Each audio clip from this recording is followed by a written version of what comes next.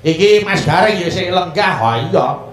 Wong iki mau wis WA. Lah kok kiprah lho, Den. Oh, nggih. Siap. Lah, gen obah awake dadi anget lan dadi lan semangate ya kiprah. Bendra. Monggo, ya.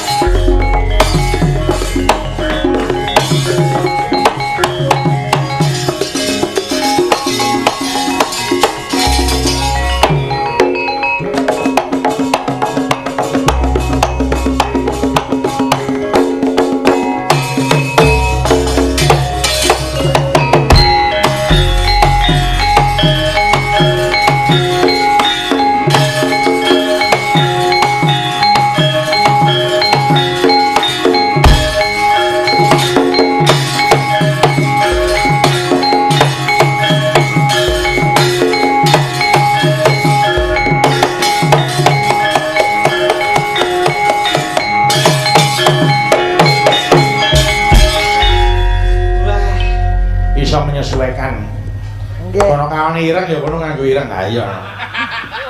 Lah aku ndeloke kuwi ireng aku yo nganggo ireng gen ketok padha.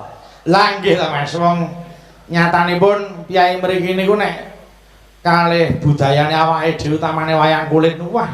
Lah niki Ponorogo khususnya niku Jawa Timur umume pancen hebat. Niki kula ajeng matur yen pun wayah ngeten niki mboten mung penonton Mas. Beliau-beliau yang masih duduk ini penikmat wayang kulit. Ini pun menikmati karena sampai sekarang belum beranjak pergi. Nggih. Niku anu kok Mas Garing penikmat sing sejati kados para-para sing tasih keparang lenggah menika. Nggih, pancen. Dadi Jawa Timur niku ngawi ngantos dumugi Banyuwangi niku nek mengapresiasi budayane dhewe utamane wayang kulit niku luar biasa. Napa melih Ponorogo. Tepuk tangan untuk para pamirsa Ponorogo, Bapak Ibu. Niki kula entuk dua hal, Mas. Napa, Mas? Sing genah mawon rejeki diparingi rejeki Pak Suprapto. Betul. Lah sing kaping pindho entuk kemarmaning ati. Tasih dipun tenggani ngantos sepriki, Mas. Leres. Wong sing angel ki marme ati niku, Mas. Nggih. Kelingan nalika jaman 2 tahun kepungkur. Pripun? Wayangan ora entuk mergo isih ana corona. Corona. Ewadene para kadang seniman, para kadang dalang padha duwe krentek ngadani wayangan virtual sing dibiyantu para pandemen-pandemen wayang. Nggih. Nggih ta? Nggih. Seneng wong paribasane ora ketang sak propirane iki iso kena nganggo nyambung murid kok. Leres. Ning bab nggon marem, nah niku ya sekamat-kamat. Nggih, wong biasane ditonton ora ditonton nggih mboten kepenak. Nggih. Upama ana sing nonton ya ora ketok. Ning anu kok Mas, kula ya matur nuwun kalih para pamirsa sing lumantar live streaming ten YouTube sing wis dadi penikmat kuwi. Leres. Wah, niku ya iso kena kanggo anu lho, tolak ukur lho Mas, awake dhewe iso napa niku pamer ning mancanegara bahwa wayang kulit niku ning negarane dhewe isih eksis, isih diarepi karo masyarakat. Nggih, syukur-syukur kados Pak Suprapto niki mboten namung mirsani teng YouTube ning nggih nimbali. Lah niku sing penting niku. Wah, jan niki Pak Suprapto niku piyai sing keterima Mas. Keterima lahir batine. Keterima lahir batine dan pada waktunya beliau sudah sudah diperingatkan dan segera balik kanan. Lah niku Mas Gareng. Dadi padha plek kalih kula. Oh ngeten nggih. Nggih. Sadar kula riyen lak perkara duwe anak niku padha Pak Prapto nggih padha. Oh nggih. Nggih, lah pancen wong urip teng donya yen pun omah-omah niku anak niku minangka gaman sing tajem. Leres. Kula yen nganti anak niku mboten diopeni wong niku amanah nggih dosane gedhe. Nggih. Lah nika kaya dalu niki mantu geden-gedenan mula jenenge mon dukuh kerajaan. Apakah arti dari dukuh kerajaan iki persuku kata per huruf? Per huruf Mas. Oh per huruf. Kerajaan K R A J A N. Nggih. K iki apa? K kan kagungan kersa mantu Bapak Suprapto kalian Bu Sarti. Niku K. Nggih. Terus R Roromela. Ana apa sinten jenenge? Mela Monika Pratiwi. Monika Pratiwi putrine ingkang dipun dhaupaken. Nggih, terus A. Ajitria. Nggih ta? Ajitria manunggal putranipun Bapak Bambang lan Ibu Lusi temantenipun kakung. Nggih, terus J. Janjinipun Pak Suprapto yen duwe gawe wayangan dalu niki pun kelampahan. Terus A. Asmanipun dalang Ki Bayu Aji. Terakhir N. Naminipun dagelan gareng saking Semarang. Tadi masa kita ya Mas? Nggih, wong kerajaan ora nganggo N ya kerajaan. Oh iya. Tadi wong ndi-ndi ku duwene garenge. Nggih, pancen leres kudu ning ndi iki nganggo gareng. Ning kula salut kali panjenengan secara tidak langsung panjenengan ya memberi inspirasi karo para gareng-gareng sanesipun. Hidup zaman sekarang nuting zaman kelakone. Nggih. Yen wis zamane maju, zamane milenial, zamane medsos, ya kita yo sak ora-orane ora ketang sethithik ngudi ngelmu, Mas. Zaman maju niku tegese ngelmu rak saya dhuwur ta. Nggih. Zaman maju niku rak napa-napa sarwa instan sarwa apik. Nggih. Ning zaman maju aja nganti ninggalke tata krama. Leres. Nggih ta, Nadianto pinter jara langit nek ora nganggo tata krama ki ya aji godhong jati akeh. Mula bab 3 kudu mlaku bareng. Napa mawon? IQ, ya, terus IQ dan SQ. Nggih. Dadi mriki niku pun klebu padukuhan sing memenuhi syarat IQ, IQ dan SQ. Nggih. Mergo pun duwe masjid dhewe nika. Wah, nggih, mila luar biasa kok nek wis rampung diwangun ya direjake Mas Gareng. Nggih, lha kowe ngerti tegese masjid. Apa arti dari masjid? Masjid Mas tuh masuk ke situ niatnya ibadah. Nggih. Terus jidat segera tempelkan ke ubin sujud melakukan sholat 5 waktu. Ngoten niku masjid. Ya kudune ya ngono. Masjid iki niate ibadah ora ngejolke serandal. Oh saiki sarang-arang Mas ngejolke serandal larang. Ya njiko kotak masjid ya. Iya. Lah niku jare maju malah ngono ya aja no. Ya wis ya sing nek nggih bakune paring ana eling lan waspada ngoten mawon. Nggih wong sing lali nanti paring eling ngono wae wong isane mung padha ndongake. Niku nggo komplit-komplit donya saling mengingatkan. Nggih yen mboten nanten wong kaya ngoten niku ketoke kurang nyeni. Lah nggih Dar sini. Dar sini. Bareng ngrasake. Dar sini apa dar sana? Mbak Darsini no. Wah, get aku. Aku kecewa karo panitia iki. Lah ngapa? Kecewa karo panitia. Lah kok kecewa iki? Ngono apa? Wancine aku nyambut gawe kok baksone metu kuwi.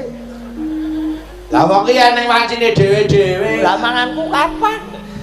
Wes rasa kuwatir. Kali Bu Sarti khusus kangge Mas Gareng wis dicawisi. Amin matur nuwun Bu Sarti. Bakso, sambel goreng, sop, kopi, teh dadekke sak kresek lho. Kuwi turan.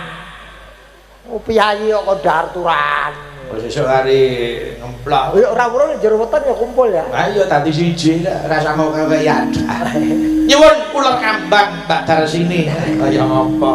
Wah, lha iki.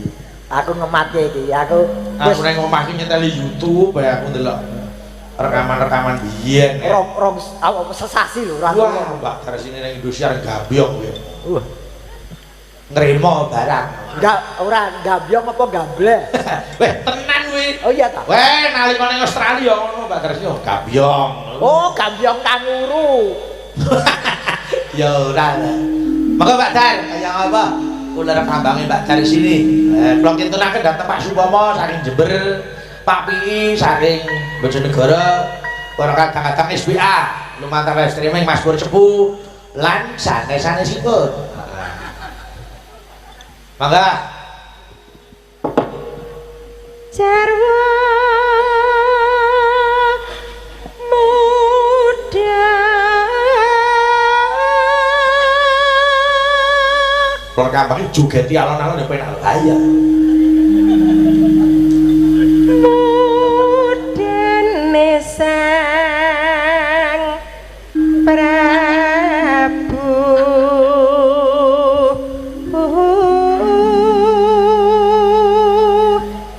Kresna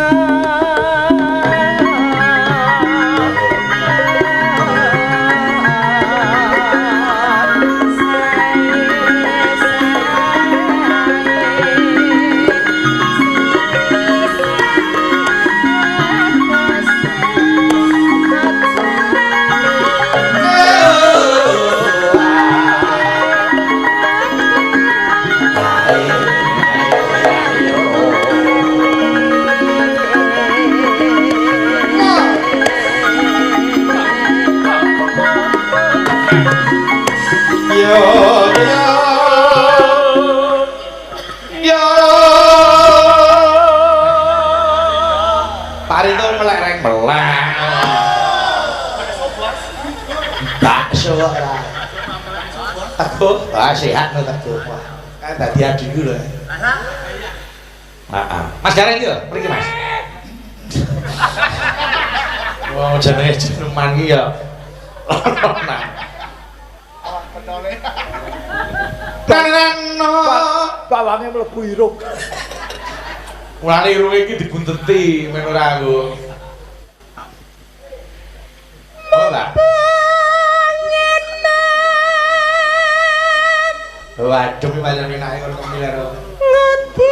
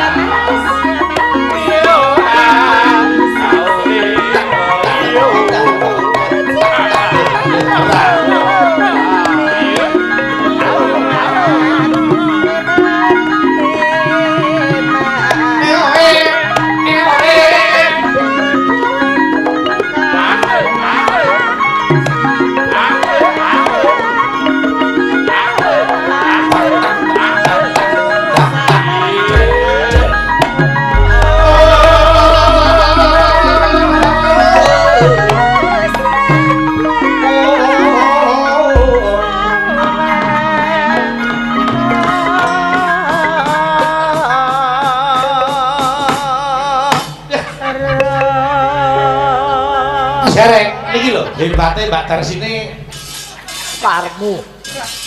oh bisa jagongan kok. Padune ora iso nyambi terus gagu wong. Wong yo. rezeki lho. Diparingi rezeki yen ora ditanjake mubadir dosa. Nggih, nek diujuke mau golek rezeki tok lah terus kapan oleh iso jagongan karo kancane. Lah piye wae golek rezeki ora ketemu-ketemu. Niki lho Mbak Darsini wit aku cilik nganti sayane suarane isih wah jan. Seniwati wantet, seniwati abadi ya. Kok seniwati wantet iki piye? Tegese wantet ki ora luntur. Oh, wantek lho. Lah iya ala wantek ra buron. Alah, wong kacek karo teh. Nggih. Ane estu. Gagah aku ya.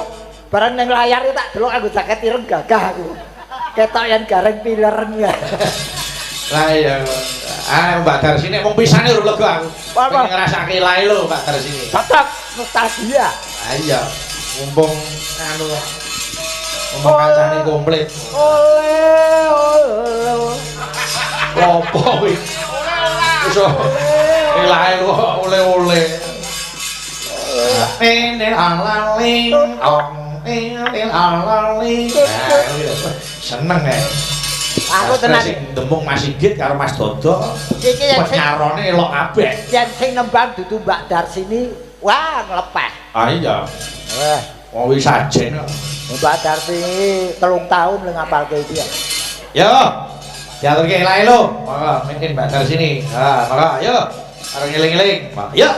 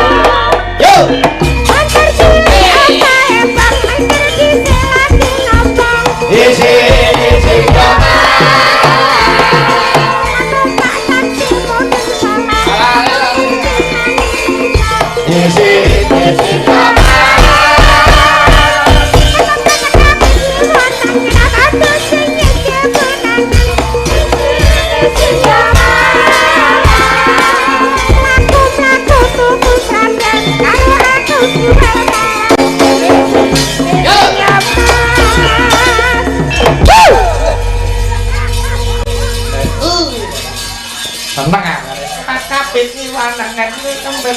Aja baca. Apa kok dikempit bahasane? Aja balik. Ora apale kok jebles.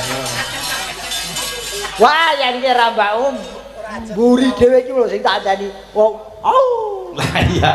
Lah niku aku nek golek rekaman tak golek nggon une tok kuwi kok. Ora sampe teknik ngono wis aku ngono iya.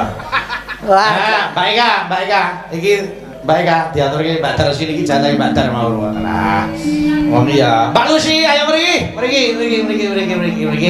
wis ditus rong-rong kae. Lah ngapa ta? Wong wancine goro-goro malah mlayu ning kamar mandi to. Ya ben mau awane ngene ya. Ditus diperes. Coklat abang ijo putih. Coklat gudeg goreng atengkam abang sambil goreng ijo putih putih areng kanggo liwat piti tahu tempean ngerti nikmat waris waras moto gudeg gudeg gudeg gudeg gudeg gudeg moto nikmat gudeg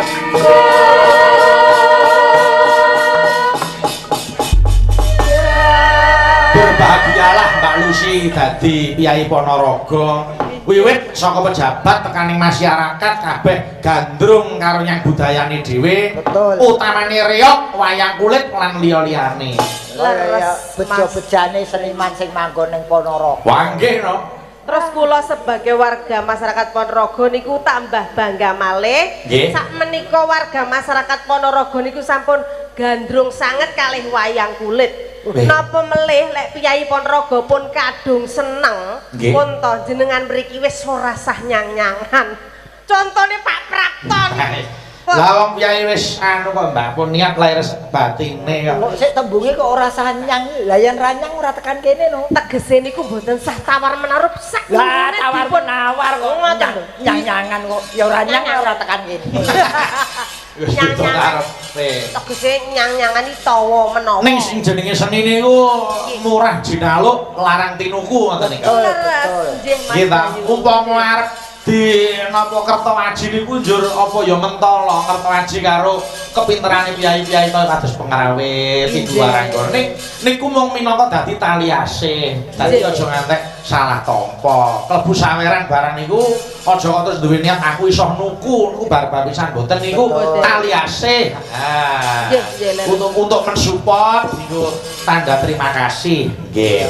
Wis diitung Mas tegese wis dirancang wis dianggarke monggo Pak Suprapto dhewe lak bergerak dalam bidang keuangan. Apakah arti dari nama Suprapto? Ayo Mas Gareng. Apa? Ayo tegese. Suprapto suki sugih pengalaman jroning uripe. Nggih. Prap iki. Angelne. Oh!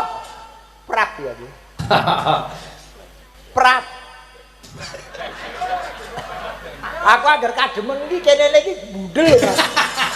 Wis bar dahar bakso entek rong mangkok lho Mas. Ya ditugel sing dinget. Mampet. Prap. Ah iki aku wis kecekel iki. Nggih. Ini beda. Prapti iki teko. Ha. Prapti iki teko ning ngendi wae ana tangga lagi butuhake. Nggih. Terus to. Tata kramane ganep. Nggih. Iki Pak Prapto iki. Leres. Bu Sarti. Bu Sarti. Sareh penggalihe. Yaine sabar. Nggih. Terus Sareh. Ti. Titi Mongso garwane Pak Suprapto saiki. Oh iya. Saiki Bu Suparti iki garwane Pak Suprapto. Lah iya ta? Lho, Lucy. Apa arti dari Lucy? Luar biasa bokonge. Mbok yo karyane apa piye kaya? Mau aku sing nyoto kok sing ketok bokong kok karyane. Lu, terus sine? Siapakah gerangan yang punya? Iya. Allah. Aku ya iso ngartekne jenengmu. Nek Mbak Lucy piye ngarteke jenenge Gareng? Gar ke sigar. Reng ke kayu. Dadi wong perlu disigar gawe kayu. Bak yo. Bak Berarti ada. bak ke wadah. Yo ke kotoran. Maksamu aku septic tank. Yo ora. Ana wong tuwa kadane jumbleng. Waduh talem lho ya. Ora ya. Niku ki pengalem bono lho Pak De. Ngene lho, ning alam donya iki lek mboten wonten wadah niku panjenengan nggih susah. Betul, berarti aku membantu yang membutuhkan wadah. Niku lek mboten saged udah penyakit luar biasa. Lah ya ning wadah ning ora wadah telek. Boten ya. Pak De, Mas Bayu, Nggih. sejatosipun Bapak Prapto niku kagungan unek-unek kata sangat wau dipun rawuh sedaya pepunden lurah niku mulai dari Kecamatan Ngrayun, Ulung sampai niki Mbah Lurah Wagir. Nggih.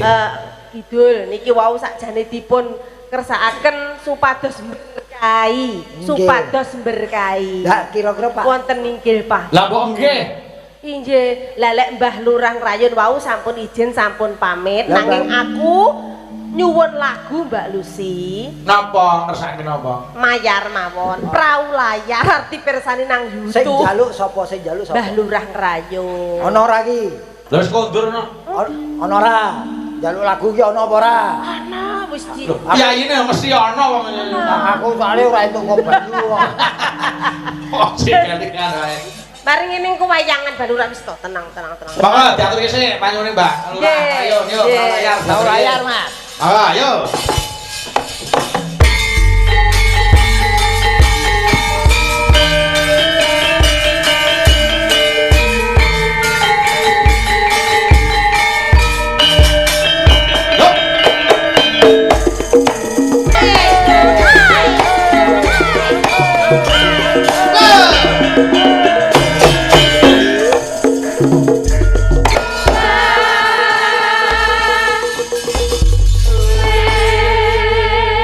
Diaturke bojone Mbak Lurah Rayun. Muga Lurah renaning penggalih. Nggih, sinten wae Mbak Lucy ingkang dipun suwuni berkah anu. Nggih, Bapak Lurah Wagir Kidul. Sampun kondur apa dereng Bapak? Pak Prapto. Belum nggih? Oh dereng nggih. Niki dereng kondur Mbah Lurah. Nggih. Wagir Kidul. Mbak Lurah Wagir Kidul. Mani yo padha Pak Suprapto. Pak Suprapto namine lah niki cocok melih niki sing diantu-antu masyarakat mriki putra daerah to ya. Sinten? Ya Jeng Fahmi. Oh nggih. Dadi Mas yo Mbak Fahmi niku asli mriki tapi jarang mboten nate lintas wonten mriki. Dadi piyai mriki niku sampun kapang sanget. Kula wis diampirke ning daleme Mbak Fahmi. Oh iya to. Jan Sugata ingkung wah. Okeh Mas. Pitik urip. Ora. Pitik urip. Oh ya. Ora gablane pitik entah doyan lagu Mbak. Ah, Dik, Mbak Lurah. Nggih, Mbak Lurah, Mbak Prapto ayo Mbak Menawi. Sampun kondur apa dereng? Nggih. Urung aku sing kok mau kok. Monggo Mbak Lurah. Anu Mbak Fahmi mriki sik minarak kene. Mriki Mbak Fahmi, ayo mriki. Nih, Mami. Numpak sepur truthuk. Ayo. Wiwit bangun esuk nganti wayah sore durung tekan gone. Aduh lae. Yo. Lae. Aduh lae.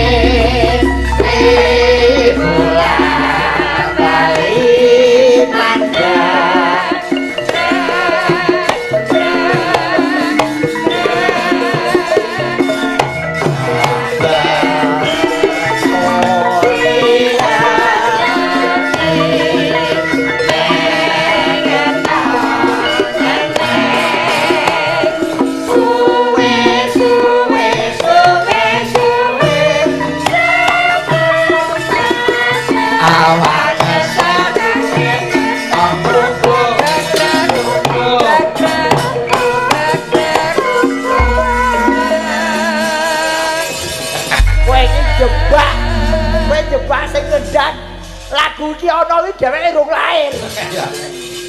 Ya sak ora-orane wis tau krungu rekaman. Wong numpak sepur mundur ya ngajaban kluthuk pono. Lah nggih.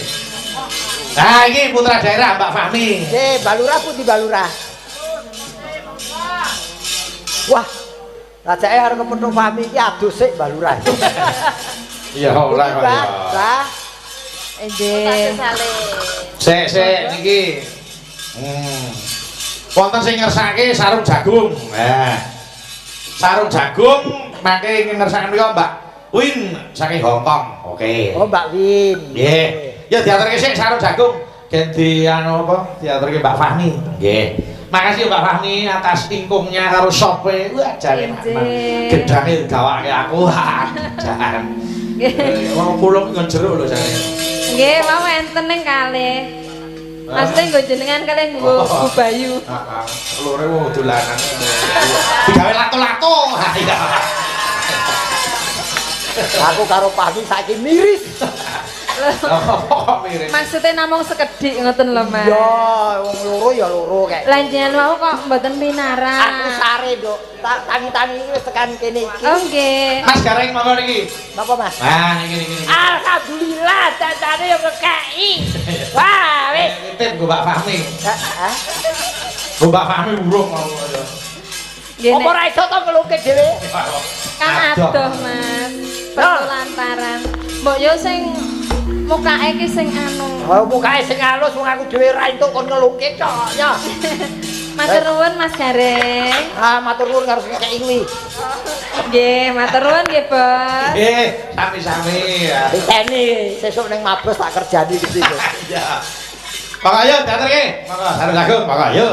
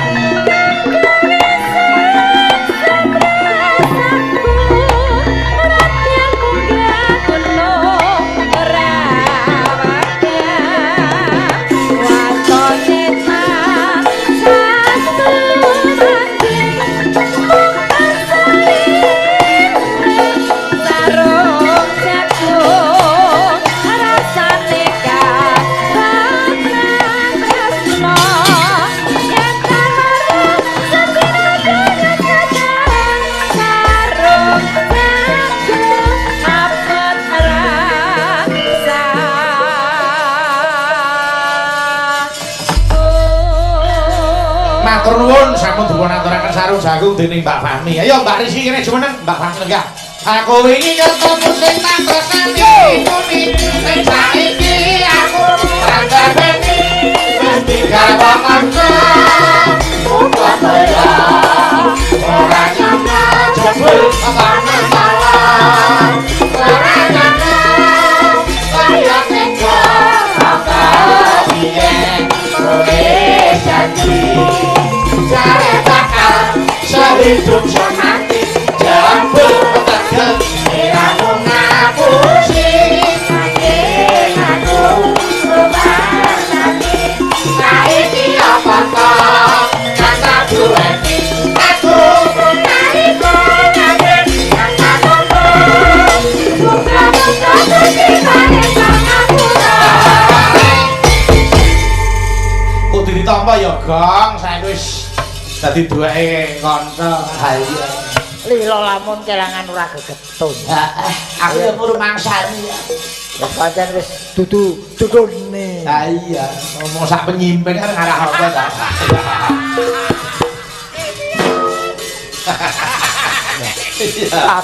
Sabar. Urung ketemu jodone iki ya sabar. Hidup ditinggal saya. Ya aja ta ya.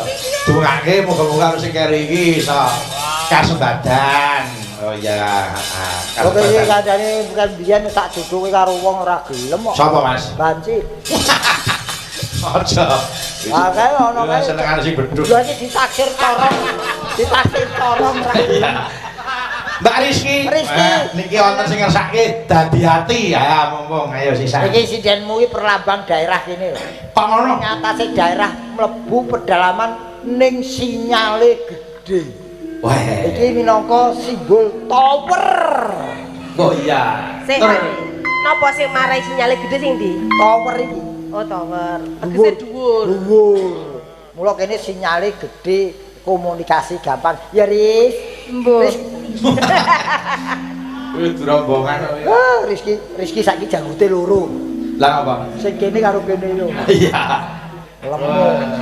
Saploke dijamuni sikit iki lemu. Ya bendina dipiting ae. Dipiting tidak anu sak tuku piting lho. Oh, lah iya ta. Oh ya sing cetha to, Mas. Sing cetha. Seafood.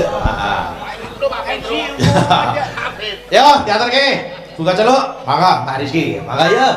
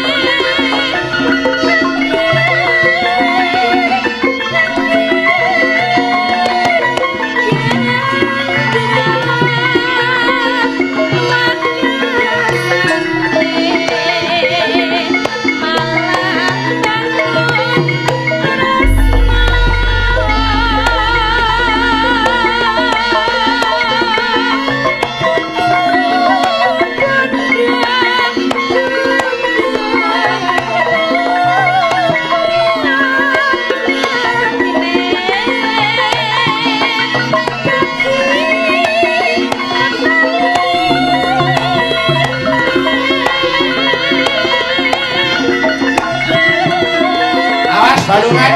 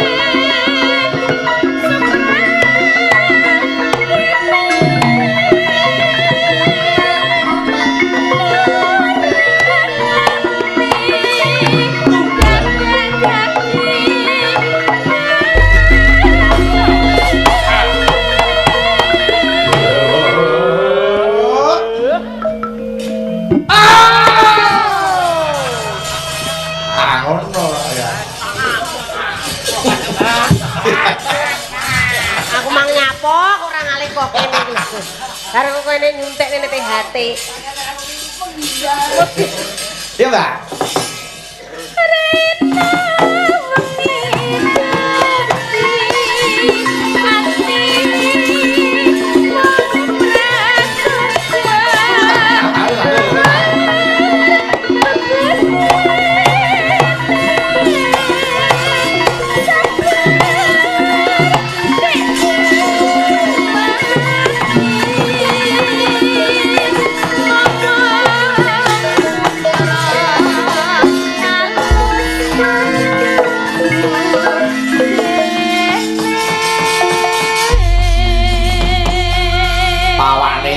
Suarane hebat, kepinterane ya lumayan. Ya mula suarane kung mergo ya bocah ya dhuwur. Nggih, dasare Mbak Rizky iki piyaine anu kok ora wegan. Apa sing durung iso disinau. Betul. Sing kakung, sing ngerbab, sing putri ajar sing dene. Nganti kamar wong loro. Apa-apa kuwi dipelajari disinaoni nata gamelan durung iso ya dadi peniti. Ya kejemen iki. Makasih Mbak Rizky. Sami-sami. Ya, moga-moga untuk tahun ngarep ndang resmi nusul suci. Heeh. Kok kari ngetok pita ya pira wene. Lah iya. Iki suci sisi urip lagi. Lagi anu. Wong jenenge wis suci kok ya umbo. Manten anyar kok iki boten Nggih. Mbak Dita tawati ayo kene. Mbak Dita. Ayo stay terus. Ayo Mbak Dita. Wah iki kok Banyuwangi. Kok Banyuwangi iki. Angge no. Wah, ulan nanggung.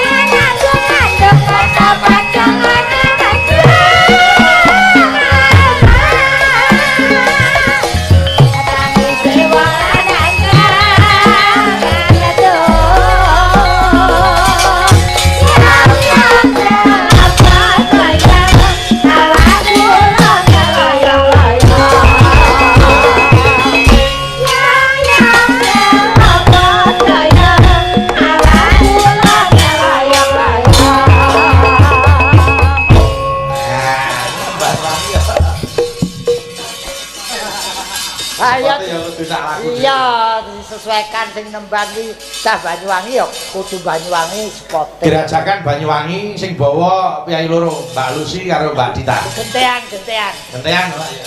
Membiat mayone man ya Mbak Dita Tawati. Mangga. Ya, ayo apa? Membiat mayone man. Membiat mayone ayo. Enak-enak dia. Ngono lho, Mas.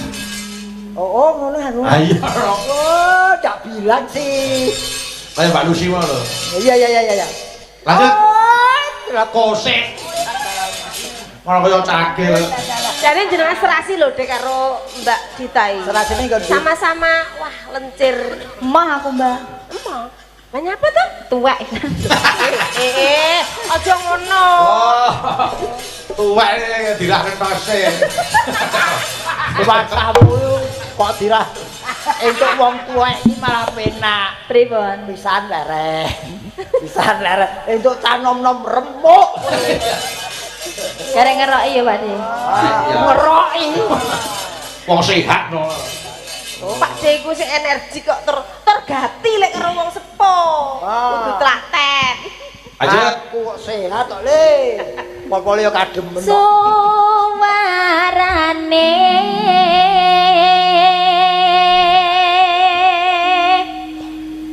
gandeng belam nyangan.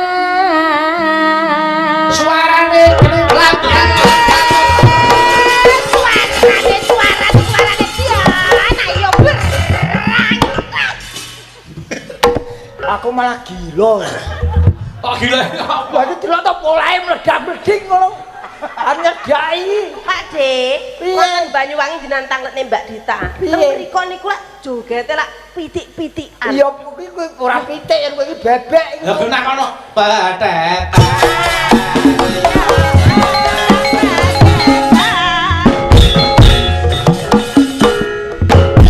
Oh. Piye lho wi? Apa kendangane iki terus weh? Lah piye tak? Liyane ora sah wis kendangan iki tok wae ya. Lah piye sing kedhi seneng iki ngene ndi? Aku mbok pledunge iki. Wis seneng kok bleke. Wah, kok piti-pitan ngono kuwi. Nek disane, yo Mbak Dita ndang, lek ono disane Mbak Dita lek karo sing gedhi mok lek karo sing gedhi. Pedet.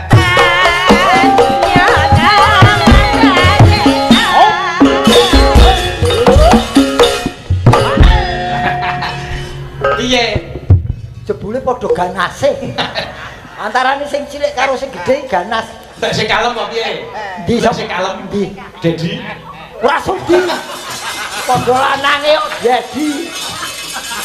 Jadi karo aku tempur. Nek megol ya aku lho Dedi. Wah, korban kaos kaki gunane nggo apa? Nggo nganyeti awak sikil to. Kena banyu. Ya lanjut, Mbak. Mbak Lucy. Banyu wangi.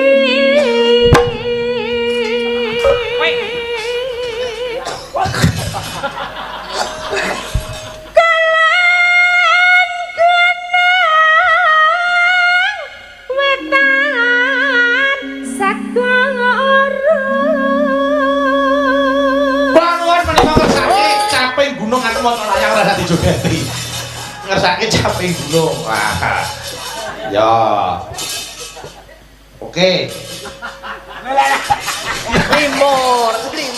Oh, pembalasan ya. Wis semen, wis seben. Wis bene. Monggo sing iso omah-omah tiba diselang. Koyoke kuru yo entek rong mangkok lho yo. Ya. Aku wah nesu mangan terus. Lanjut. No, Pak Dik. Anu jadi tungkak. Ya, Pak. Langit lala sangkar angka liwat Saut Mbak Lucy.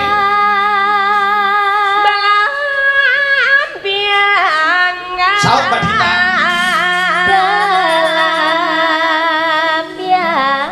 Suara 1 2 bareng. Yuk.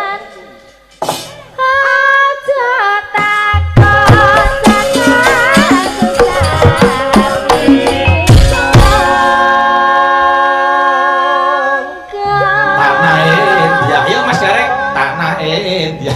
Ayo.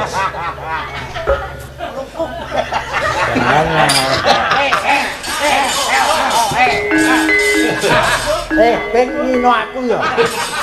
Kowe menghina aku nembang kowe minggat piye aku. Masa bang ora senembang kok piye?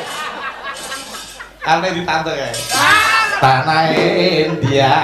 Ayo. Tanah India kutha Solo. Ora. Mbak Dita ayo. Ora iso. Kumeliare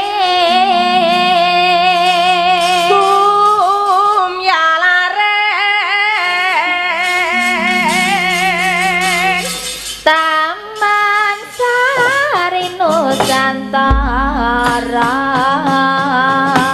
Yo, gerajakan diatur ki. Monggo, ayo, ayo.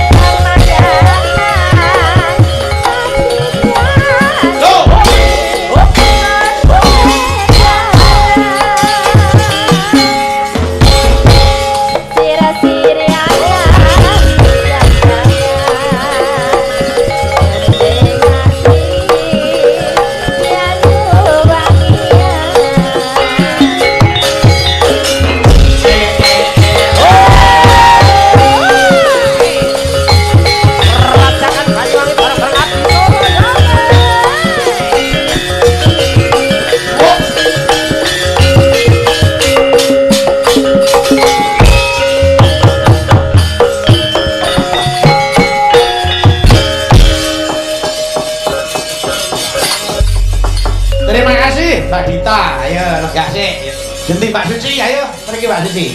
Monggo. Kene. Nah iya. Diratani boko sisi. Iki anu karo Eka sisan. Ayo Mbak Eka. Ayo Kak. Kolaborasi Tulungagung karo Sragen. Nggih no, ayo. Mriki. Iki ana sing ngersake lungi teng asmara. Diaturke sik. Monggo. Saking Bu Sarti, oh nggih, si Bu ngersake lungi teng asmara. Ya, dicake. Ya. Di Rama Seger saka Pandulas. Grupe sapa ki? Grupe sapa? Oh iya. Itu nanti Pandu Pragolo. Terkene fotone. Ayo, lungi teng asmara ya cah diaturke Mbak Sisi. Ayo monggo. Yuk.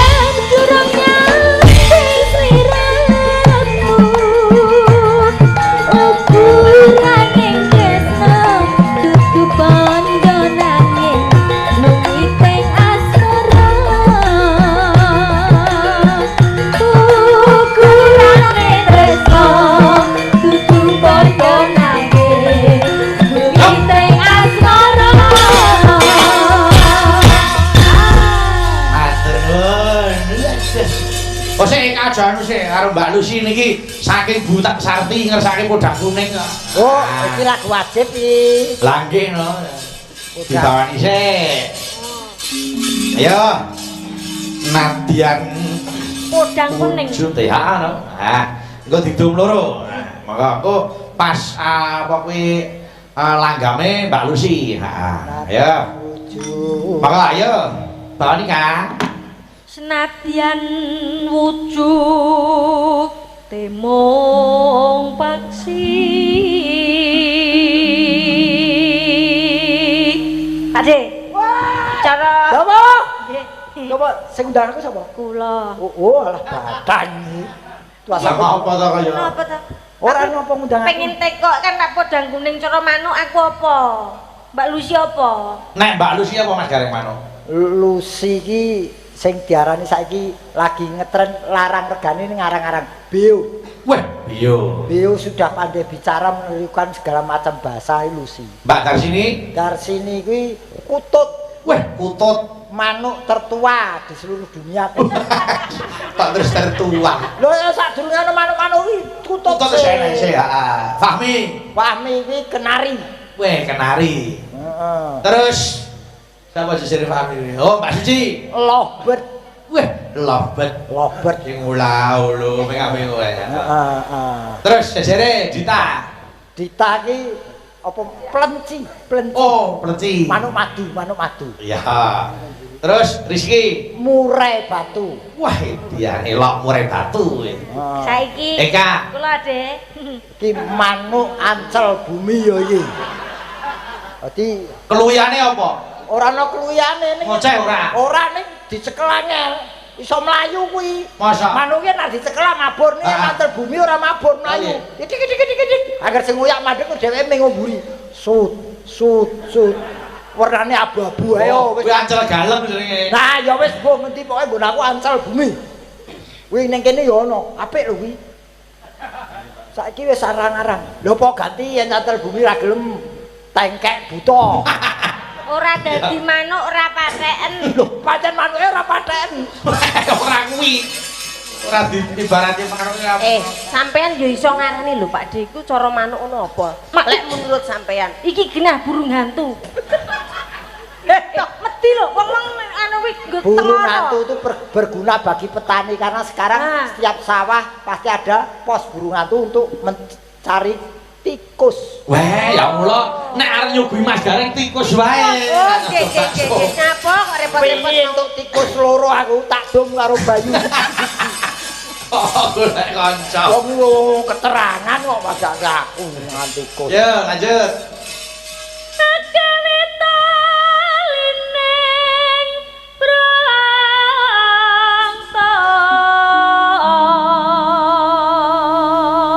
Engko langgame aku nyuwun kendangane cara etanan nggih. Etanan iki ngendi etan yake Tulungagung ana Ponorogo. Jawa Timuran Mas, anu cara Jombang apa cara Surabaya? Oh, iki to. Dik kesik.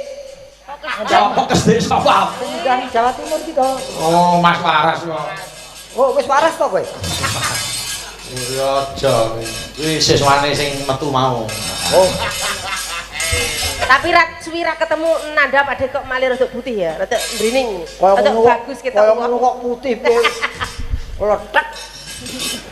Nyek. Ben aku ora dikendangi kok. Ya Kak. Wis dikei 50 barang ora ngendangi. Ngono. Halus manis nang sempake.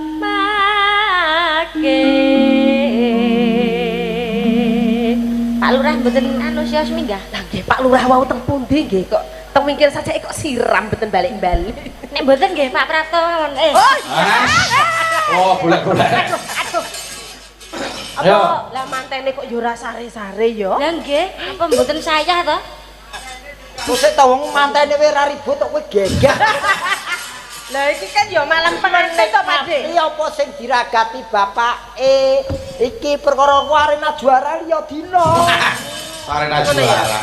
Ya Kak.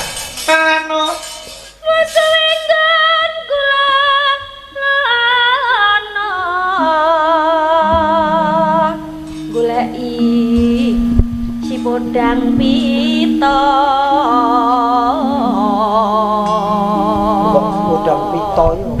kuning. Pita pedang kuning.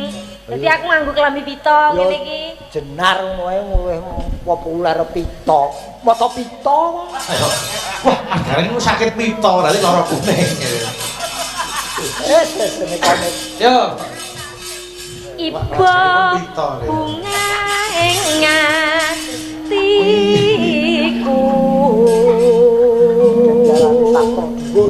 Anane Nanding bisa dadi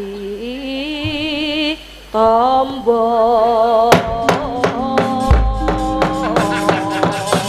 ya. Wis jane ora ngageti aku ngapa ta?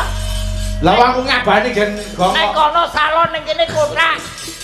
Wis sasi ra kumpul aku lho aku. Jane tentrem lho wis. Tapi jenengan iku pancen pasangan ideal kok karo Mas Bayu. Tenan aku sesasi ra kepethuk Bayu kuwi tentrem uripku. Lah nyapa Yes, kok udah tentrem. Aja. Lah yo jare tentrem. Sugengke tentrem kok. Aja. Pokoknya Pak, buka celuk. Pak, pedang kuning. Nen. Esuk awan ning omah wis ora ngrasa.